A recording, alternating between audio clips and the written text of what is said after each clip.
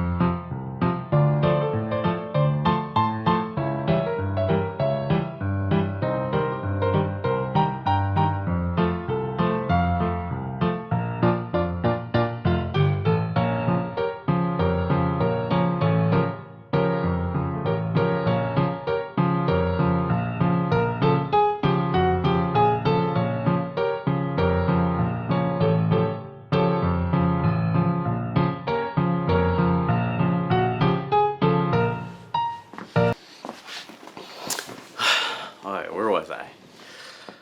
Oh yeah, time.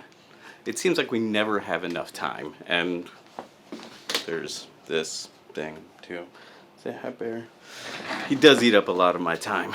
So hopefully these little tips and tricks will kind of speed you up a little bit in Lightroom, kind of help you move things along just a little bit faster, because that's one thing we all need is more time. Now, I can't give you more time, but I can give you some tips along the way to kind of help you get more of that time back or apply it to other things like Barrett. Welcome to my computer and these little squishy cheeks on my Barrett. He's all of 3 months old right now, but that's not what we're going to focus on today. Today what we're going to focus on is helping you get in and get out of Lightroom as fast as you can. Lightroom and editing is one of those steps where most photographers just don't enjoy it. So let's dive right in and show you some of the ways I've found to save you time in Lightroom. Alright, the first one is going to be import presets. Some of the easiest way to get work done is to have Lightroom do it for you. So what I've done is gone through to one of my old weddings and I've picked out 15-20 photographs that we're going to go through and kind of re-edit. Now they're right here, they're listed. These are the straight raw files without any editing to them.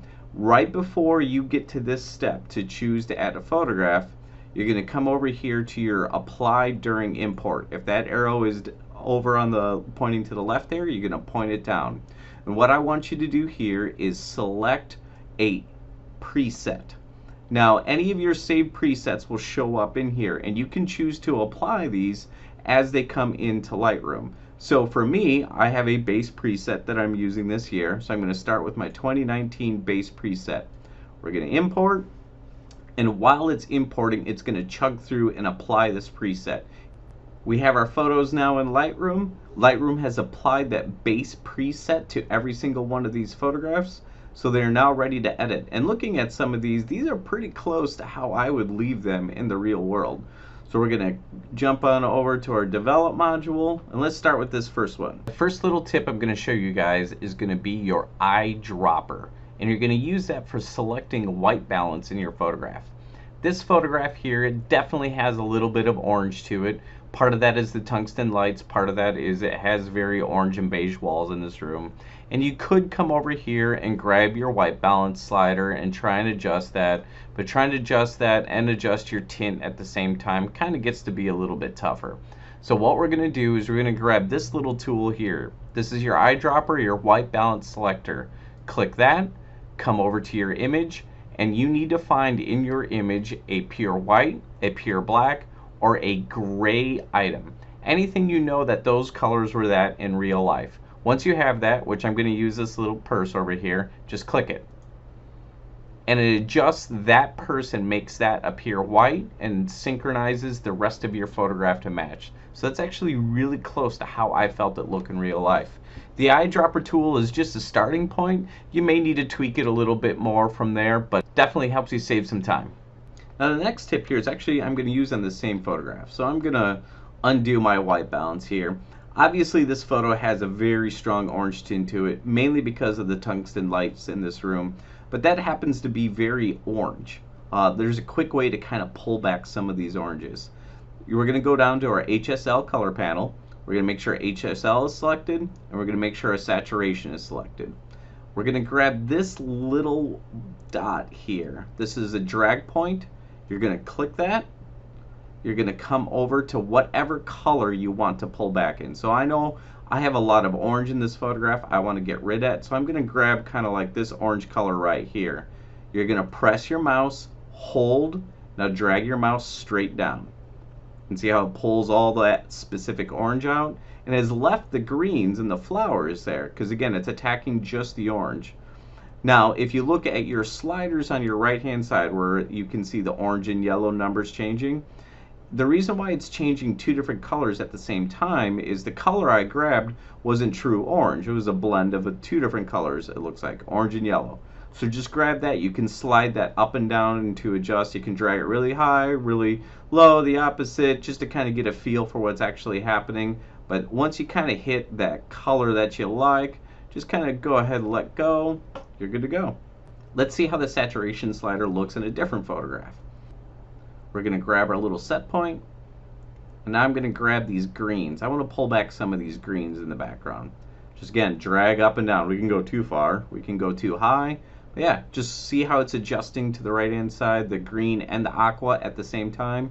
You're not just adjusting one specific color, you're adjusting the color that you chose. Saves you a ton of time. The next tip is going to be on this photograph. Sometimes as we're adjusting, you're kind of going back and forth on exposure. Sometimes you go too high, sometimes you go too low. This photo, a little overexposed, so I'm going to pull it back a little. And let's just say I'm going to adjust the white balance a little. So say I'm adjusting, I'm tweaking, I'm doing a bunch of stuff. I'm like, oh gosh, I want to go back to where I started over. Same with your exposure. You could slide it, you could try and get it just right back to 0 really quickly. It's not the easiest to do.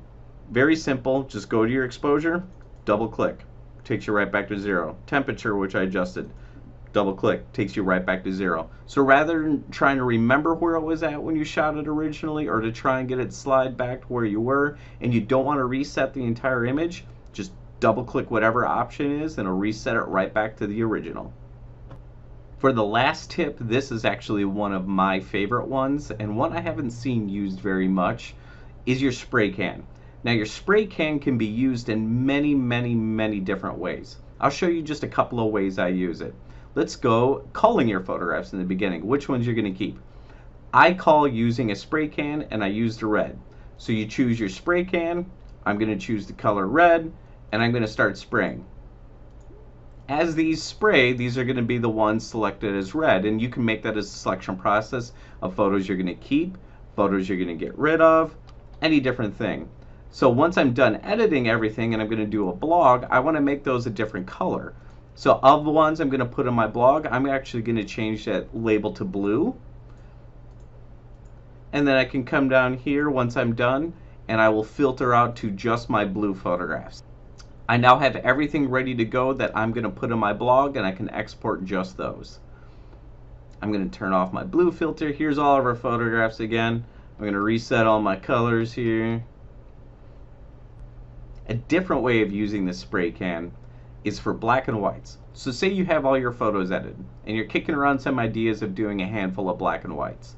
You're going to click your spray can, you're going to come over to your options, you're going to make sure you're under settings, and then over here next to these little arrows, it doesn't look like you can click it, come down here to your presets. These are actually all your presets. I have a black and white preset I like, it's a high contrast, I'm going to choose this. Now I'm going to make my thumbnails a little bit bigger so you can kind of see what's happening. Come up here, watch this. Oh, I like that photo in black and white. Oh, I like that one in black and white. Oh, I like that one in black and white too. Black and white. Done. Just like that, you've applied your black and white preset to 4 different photographs very quickly and efficiently. So if you have a really cool or unique way of using that spray can that I don't know about, share it with me. Do you know some other tips and tricks? Let me know.